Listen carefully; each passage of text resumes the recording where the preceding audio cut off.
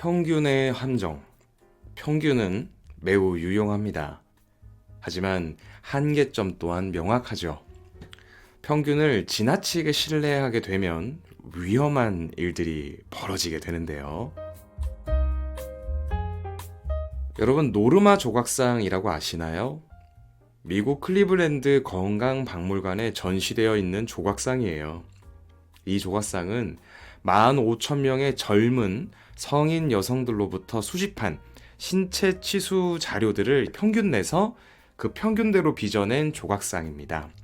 수천 건의 자료로 산출해낸 평균 값이니까 이것이 여성의 전형적 체격, 즉 정상 체격을 판단하는데 유용한 지침이 되어준다 믿었거든요.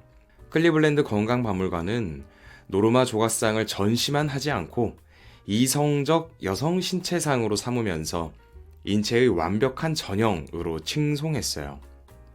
예술가들은 노르마의 아름다움을 찬양했고, 체육교사들은 노르마를 젊은 여성의 이상적 외형의 표상으로 삼으면서 그 이상형에서 벗어난 학생들에게는 이제 운동을 권했죠.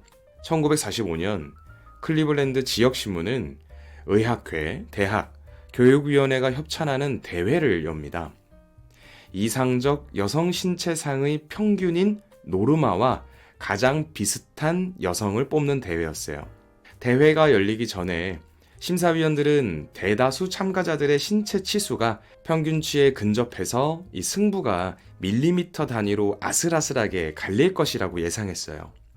그런데 막상 대회가 열리자 예상은 완전히 빗나갔습니다.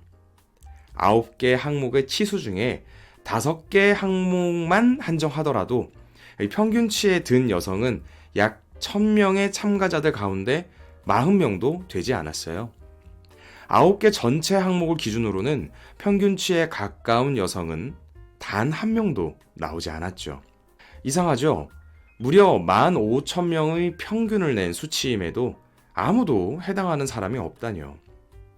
이 결과를 보고 당시 대다수의 의사와 과학자들은 미국 여성들이 대체로 건강하지 못하고 몸 상태가 나쁘다는 식으로 결론을 내려요. 또 다른 사례가 있는데요. 1940년대 말 미국 공군은 조종사들이 전투기 조작에 어려움을 겪고 있고, 또 이로 인해서 여러 사고, 사망 사건이 발생하는 이런 문제를 안고 있었어요. 고위 장교들은 이를 조종사 과실로 귀결 지었지만 이 조종사들은 자신들의 조종술에 문제가 있다고 생각하지 않았습니다. 이 문제를 해결하기 위해 엔지니어들은 4,000명의 조종사들의 신체 치수를 측정하고 조종석 설계와 가장 연관성이 높은 10개 항목의 평균 값을 구했습니다. 그리고 이 평균에서 30%의 편차, 또 조종사의 신체 치수를 대조했어요. 예를 들어서 평균 키가 175cm다. 그러면 편차를 위아래로 넓게 잡아서 170에서 180 안에 들어가는 사람, 이런 식으로 했다는 말이에요. 연구자들은 대부분의 조종사들이 대부분의 치수에서 평균치에 부합할 것으로 예상했습니다. 그러나 놀랍게도 10개 모든 항목에서 평균치에 부합하는 조종사는 단 1명도 없었습니다. 어떤 조종사는 팔이 너무 길고 근데 다리는 좀 짧고, 어떤 조종사는 가슴둘레는 평균보다 넓지만 엉덩이는 좁았어요. 결국 평균적인 조종사는 실제로는 존재하지 않았던 겁니다. 모든 변수의 평균치를 구했음에도 불구하고 실제 평균 체형을 모두 가진 그런 조종사는 없었던 것이죠. 평균의 함정. 평균은 매우 유용합니다. 하지만 한계점 또한 명확하죠. 평균을 지나치게 신뢰하게 되면 위험한 일들이 충분히 생길 수 있어요. 예를 들어 평균은 모든 데이터를 왜곡할 수 있습니다.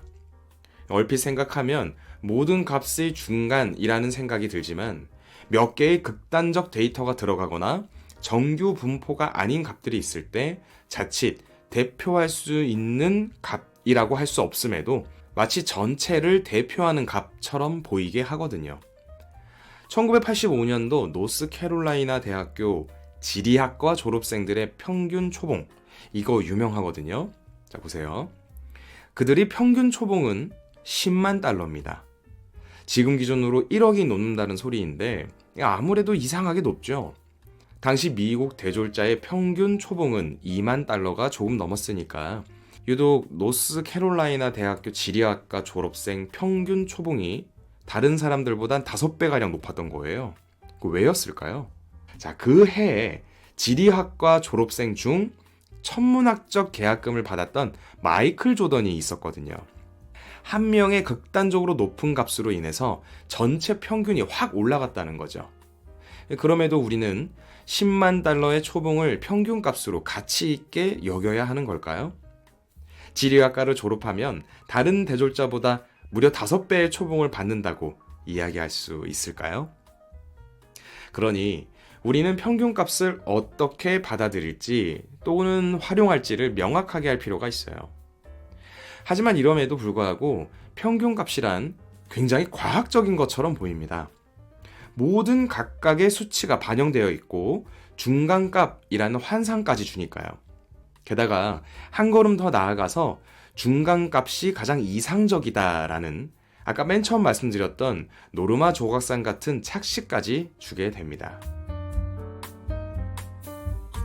평균값을 추종하다시피 했던 연구 사례는 실제로 우리 삶에 지금도 매우 끈적하게 붙어 있습니다. 여러분, 저를 포함해서 우리 모두에게 말이죠. 1800년대 수학자 캐틀레는 평균법을 끌고 와서 사회학에 적용합니다. 당시 현대로 넘어오면서 만들어진 수많은 자료, 수치, 예를 들면 월별 출생아 수, 연간 수감되는 범죄자 수, 또 도시별 환자 수 등과 같은 이런 큰 규모의 데이터들이 이제 막 쏟아지기 시작했는데 이를 유의미하게 파악하기 위한 방법이 필요했거든요. 캐틀레는 인간의 평균을 해석하며 평균에서 먼 인간은 일종의 오류이고 평균적 인간이 참 인간에 해당한다라고 정리합니다. 그는 이런 평균주의를 다음의 예를 들면서 설명하는데요. 자, 검투사 조각상 하나를 상상해 보세요. 조각가들이 이 조각상의 모사작을 1000점을 만들었어요. 손으로 조각한 1000점의 이 모사작들은 각각 원작과는 다른 어떤 실수, 결점, 차이가 있기에 마련이죠. 하지만 1000점 전부를 취합해서 평균을 내본다면 원작과 거의 동일할 것이다 라고 이야기하는 거예요. 즉, 인간 또한 인간의 보편적 원형에서 자기 결함을 가지고 있는 일종의 모사작이다. 평균적 인간이 완벽 혹은 자연이 꿈꾸는 이상으로서 오류 없는 인간 그 자체다라고 생각한 겁니다. 따라서 평균에서 벗어나는 인간상은 일종의 오류로 여기게 됐죠. 오늘날 평균적인 사람을 완벽한 사람으로 여기지는 않지만 한 집단, 즉 한 유형의 어떤 전형적 표본으로 간주하기는 합니다. 인간의 마음은 한 집단의 전체적 성격이나 공통적 특징에 따라 개인이 행동한다라고 단순하게 생각하고 싶어 하거든요. 캐틀레의 연구는 이런 인간의 경향에 과학적 정당성을 부여하고 이것은 사회학의 토대로 자리 잡게 됩니다. 한편 사회는 우리 모두에게 학교, 직장생활, 삶에서 성공하기 위해 특정한 영역에서 특정한 기대치를 따라야 한다라고 강요하는 이런 모습도 있어요. 그 결과 우리는 모두 다른 사람처럼 되려고 혹은 다른 모든 사람보다 더 뛰어나려고 기를 쓰게 됩니다. 회사의 구성원들은 기계의 톱니바퀴처럼 정형화된 부속품이 된 기분을 느끼면서 일을 합니다. 학생들은 꿈을 이루지 못할 듯한 불안감을 안겨주는 시험 결과나 성적을 계속해서 받아야만 합니다. 국어 과목에 어떤 천부적인 시야, 능력이 있다 하더라도 그 외에 다른 과목에서도 평균 이상의 성취를 이루어야지 인정을 받습니다. 성공에 이르는 바른 길은 한 가지뿐이라는 인식에 지배를 받기도 합니다.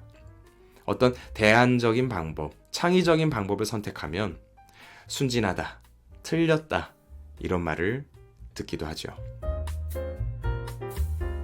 평균 연봉, 대학의 평균 입시 결과, 정규직과 비정규직 비율, 30대 평균 자산, 이러다가 요즘은 실제 평균 연봉, 실제 평균 자산 이런 말도 많이 나와요.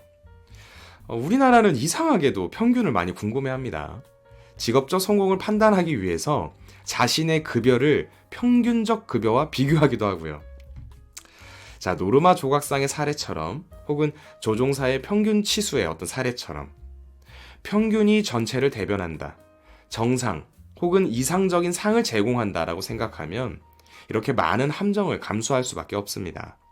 사회가 바뀌면서 개개인의 중요성이 강조되고 또 창의적인 방법, 각각의 능력 발휘가 요구되고 있지만 결국 사회 전반에 깔려있는 이 평균에 대한 지향이 어쩌면 더 나은 전체와 행복한 개인에게 한계를 씌우지는 않을까.